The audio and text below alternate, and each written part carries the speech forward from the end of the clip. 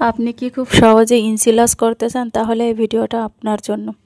আসসালামু আলাইকুম রহমতুল্লাহ।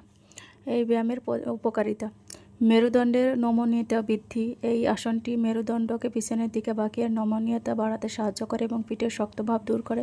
হজম শক্তি উন্নতি করে। পেটের অঙ্গ প্রত্যঙ্গগুলিতে টান পড়ার কারণে হজম প্রক্রিয়া উদ্দীপ্ত হয়।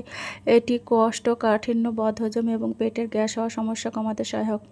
ফুসফুসের ক্ষমতা বৃদ্ধি। বুক ও পাঁজর প্রসারিত হওয়ার ফলে ফুসফুস আরও বেশি অক্সিজেন গ্রহণ করতে পারে, যা শ্বাস প্রশ্বাসজনিত সমস্যা যেমন অ্যাজমা, হাঁপানি কমাতে সাহায্য করে।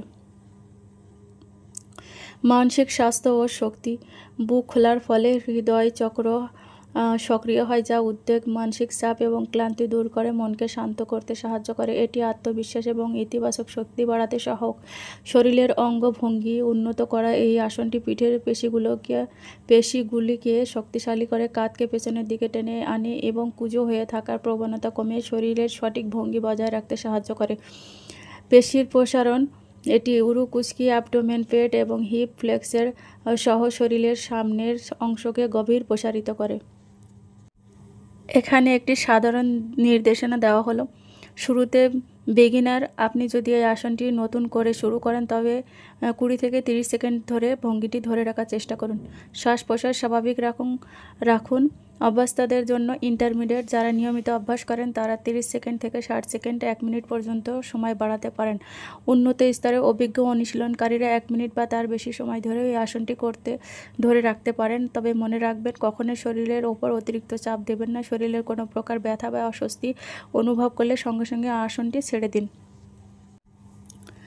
আশা করি আজকের আলোচনাটি আপনার উপকারে এসেছে। যদি এই ভিডিও থেকে আপনি একটুও উপকৃত হন তবে একটি লাইক দিতে ভুলবেন না। আপনার একটি লাইক আমাকে আরও ভালো কাজ করতে অনুপ্রেরণা যোগায়।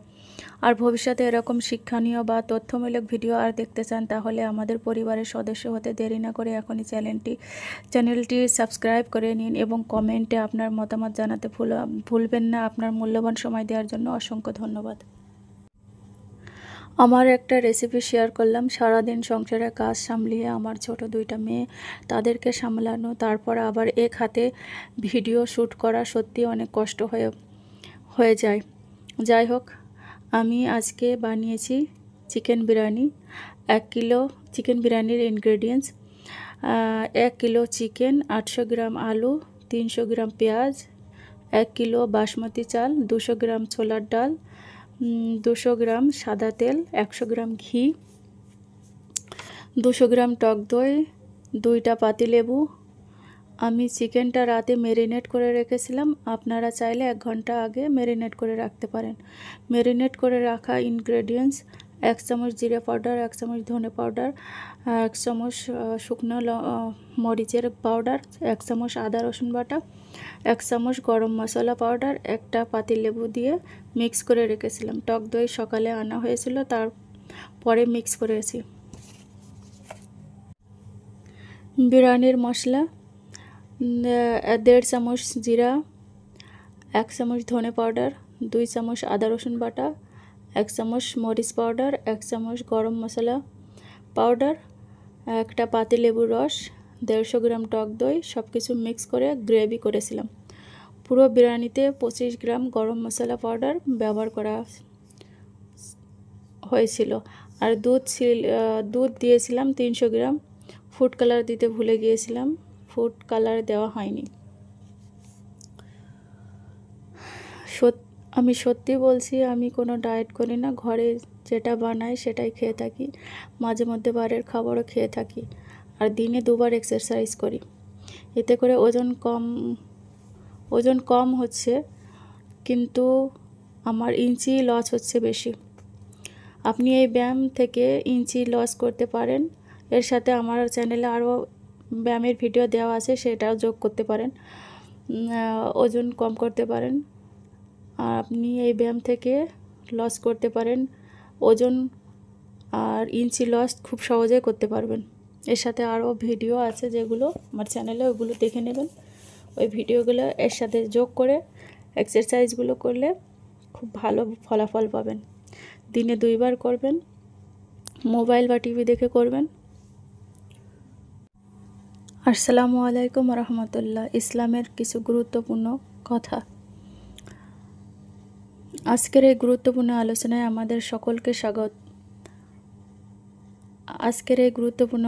আপনাদের সকলকে স্বাগতম। আমরা সবাই জীবনের পথে হেঁটে চলেছি, কিন্তু এই জীবনটা আসলে কি? এটা হলো একটা নির্দিষ্ট সময়, এটা একটা সীমিত পুঁজি যা আল্লাহ রাব্বুল আলামিন আমাদের হাতে আমানত হিসাবে তুলে দিয়েছেন।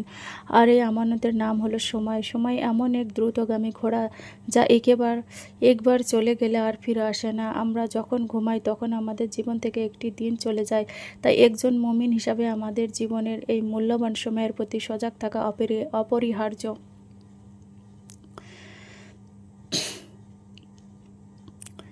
পবিত্র কুরআনে আল্লাহ তাআলা সময়ের শপথ করেছেন, যেমন সময়ের শপথ, নিশ্চয় মানুষ ক্ষতির মধ্যে রয়েছে, তবে তারা ছাড়া যারা ঈমান এনেছে ও নেক আমল করেছেন এবং পরস্পরকে সত্যের উপদেশ দিয়েছেন ও ধৈর্যের উপদেশ দিয়েছে। সূরা আল আসর 1-3। এই সূরায় আল্লাহ স্পষ্টভাবে জানিয়ে দিয়েছেন, যারা এই 4টি কাজ করে না তারা সবাই ক্ষতির মধ্যে। এই 4টি কাজের মূল ভিত্তি হলো সঠিক সময়ে কাজ করা। রাসূলুল্লাহ সাল্লাল্লাহু আলাইহি ওয়াসাল্লাম সময়ের গুরুত্ব সম্পর্কে আরও সতর্ক করেছেন। তিনি বলেছেন, 5টি জিনিস আসার আগে 5টি জিনিসকে তোমরা কাজে লাগাও। 1. বার্ধক্য আসার আগে তোমার যৌবনকে, রোগ আসার আগে তোমার সুস্থতাকে, দরিদ্র আসার আগে তোমার সচ্ছলতাকে, ব্যস্ততা আসার আগে তোমার অবসরকে এবং মৃত্যু আসার আগে তোমার জীবনকে। আবুল ইমান বাইহাকি। চিন্তা করুন, আমাদের হাতে এখন যে সুস্থতা যৌবন আর অবসর আছে তা যে কোনো সময় চলে যেতে পারে। তাই প্রতিটি মুহূর্তে কাজে লাগানোর আহ্বান জানিয়েছেন আমাদের প্রিয় নবী হজরত মুহাম্মদ সাল্লাল্লাহু আলাইহি ওয়াসাল্লাম।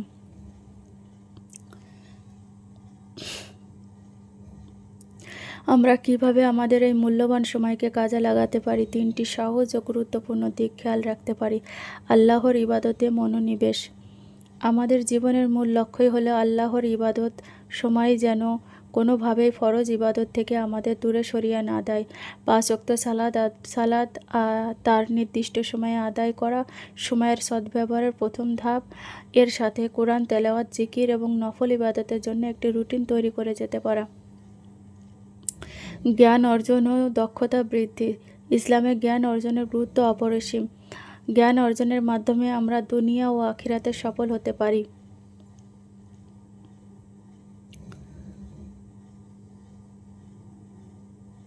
প্রতিদিন একটি নির্দিষ্ট সময় রাখুন ইসলামিক জ্ঞান, যেমন কোরআন, হাদিসের তাফসির ও ব্যাখ্যা জানার জন্য। পাশাপাশি নিজের কর্মজীবনের দক্ষতা বাড়াতেও সময় ব্যয় করুন, যা হালাল উপার্জনে আপনাকে সাহায্য করবে। অপরের কল্যাণ ও সমাজসেবা। রাসূলুল্লাহ সাল্লাল্লাহু আলাইহি ওয়াসাল্লাম বলেছেন, তোমাদের মধ্যে সেই ব্যক্তি শ্রেষ্ঠ যে মানুষের জন্য সবচেয়ে উপকারী। সহিহ ইবনে হিব্বান। সময়কে শুধু নিজের জন্য নয়, পরিবারের জন্য, প্রতিবেশীর জন্য এবং সমাজের কল্যাণে ব্যবহার করুন। কারো উপকার করা, দুঃখীর পাশে দাঁড়ানো বা কাউকে ভালো কাজে পরামর্শ দেওয়া এগুলো সময়ের সর্বোত্তম ব্যবহার। প্রিয় মা বোনেরা, আসুন আমরা একটু আত্মসমালোচনা করি। আমাদের দিনের বেশিরভাগ সময় আমরা কোথায় ব্যয় করি? অহেতুক সোশ্যাল মিডিয়া, গীবত, পরনিন্দা বা অপ্রয়োজনীয় গল্পে, নাকি এমন কাজে যা আমাদের আখিরাতের জন্য কোনো ফায়দা দেবে? যদি আমাদের উত্তরটি নেতিবাচক হয়, তবে এখনও সময় আছে নিজেকে বদলানোর। মৃত্যুর পর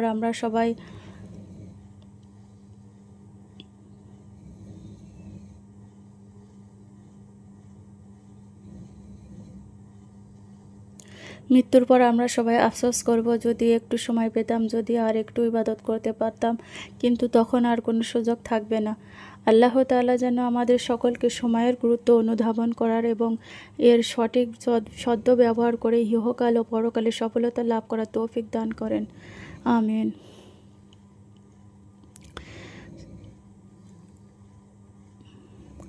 সুবহানাকা আল্লাহুম্মা ওয়া বিহামদিকা আশহাদু আল্লা লা ইলাহা ইল্লা আনতা আস্তাগফিরুকা ওয়া আতুবু ইলাইক।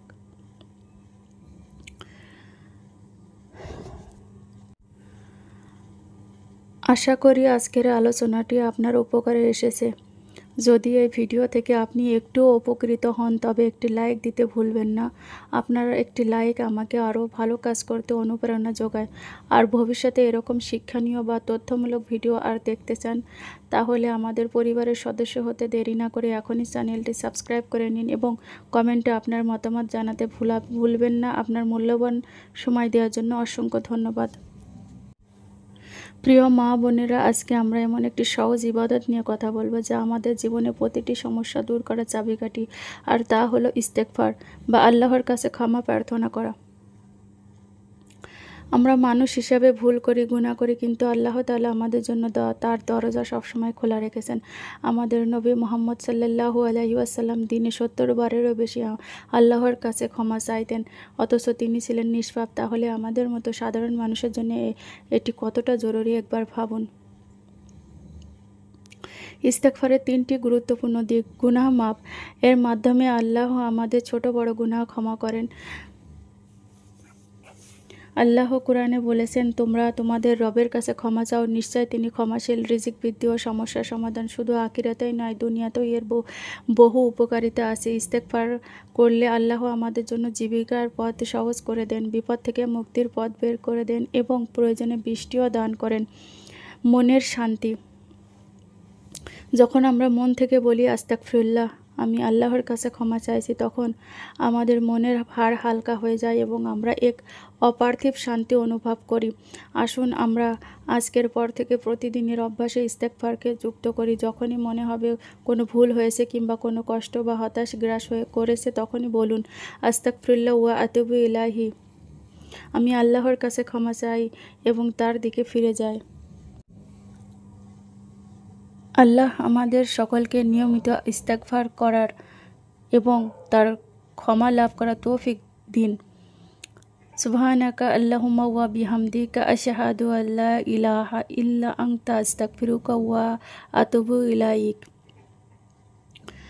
আসসালামু আলাইকুম ওয়া রাহমাতুল্লাহ।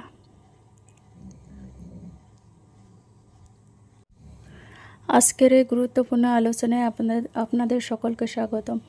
আমরা সবাই জীবনের পথে হেঁটে চলেছি, কিন্তু এই জীবনটা আসলে কি? এটা একটা নির্দিষ্ট সময়, একটা সীমিত পুঁজি যা আল্লাহ রাব্বুল আলামিন আমাদের হাতে আমানত হিসেবে তুলে দিয়েছেন। আর এই আমানতের নাম হলো সময়। সময় এমন এক দ্রুতগামী ঘোড়া যা একবার চলে গেলে আর ফিরে আসে না। আমরা যখনই ঘুমাই তখন আমাদের জীবন থেকে একটি দিন চলে যায়। তাই একজন মুমিন হিসাবে আমাদের জীবনের এই মূল্যবান সময়ের প্রতি সজাগ থাকা অপরিহার্য। আজকের মতো এখানে সমাপ্তি করছি। সবাই ভালো থাকবেন, সুস্থ থাকবেন। আল্লাহ সবাইকে হেফাজত করুক, সমস্ত বালা মুসিবত থেকে হেফাজত করুক, সবার পরিবারের ওপর রহমত বরকত বর্ষাক। আল্লাহ আমাদের সবার ওপর রহমত বরকত বর্ষান। আল্লাহ দুনিয়ায় যত মুমিন মুসলমানগণ আছেন, যত মানুষ সৃষ্টি করেছেন, আল্লাহ সবার উপর রহমত বরকত বর্ষান। আল্লাহ আমাদেরকে সর্বদা সমস্ত বালা মুসিবত থেকে হেফাজত করুন। আমিন। আল্লাহ হাফেজ।